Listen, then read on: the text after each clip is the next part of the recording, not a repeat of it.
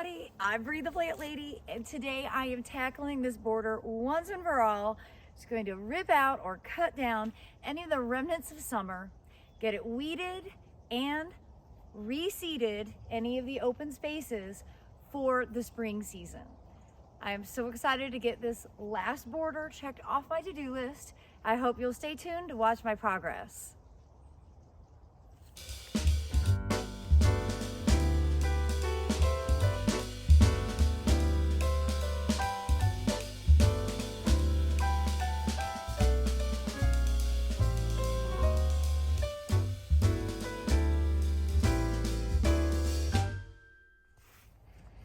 Well, that ended up being a much bigger process than I anticipated, but I did get a good jump on weeding.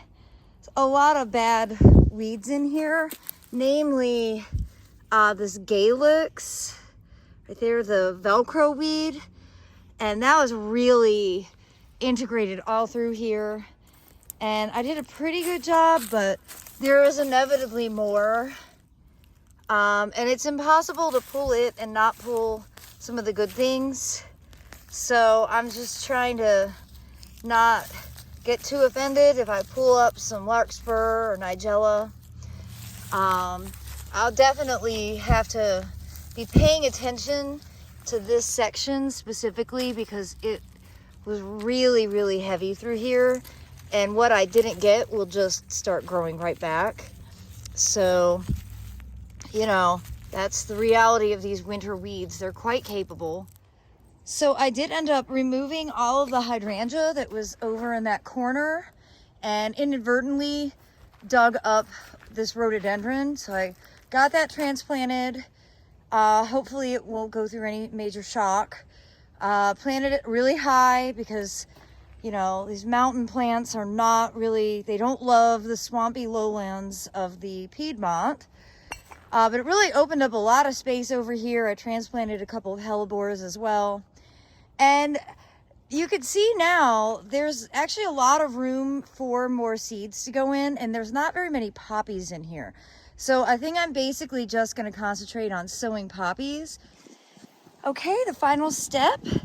I am just going to toss some poppy seeds. You can see these are the seeds that we collected last June from our own plants. And like every other video that I've ever done, I'm literally just gonna take a pinch in my hand, and basically it's like bowling with the seed, and I'm just lightly tossing them into any of the open spaces. You know, this bed is already well seeded and it did it entirely on its own. But like I said, it's predominantly seeded with larkspur and nigella. The addition of poppies will just really make this bed pop, essentially. And of course, my end game is always to make it so the garden looks magnificent for the spring open garden, which is scheduled for the Saturday of Mother's Day weekend. So hopefully we'll have a good turnout and the garden will be amazing. All right, I'm just gonna toss a few more handfuls out into some of the open areas, and I will call this bed done. Well, I look forward to sharing updates with all of you on the progress of this bed now that it's finally cleaned up and fully seeded for the winter season. And I hope this video will serve as inspiration for you to get outside and maybe clean up some spaces and get some seeds sown. It's not too late. I usually try to get all of this spring cottage garden seed distributed by the beginning of January. Again, this is predominantly for zones 7 through 9. Zone 6 also kind of falls into this category. Always check with regional resources because I can't really give instructions for people who live in environments that are like completely foreign to where I live here in central North Carolina. But this strategy has worked really effectively for me for more than a decade on this property.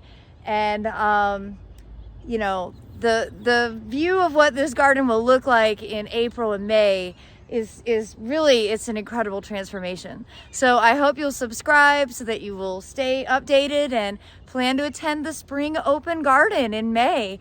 Look forward to seeing everybody. Well, thanks so much for watching, everybody, and happy gardening.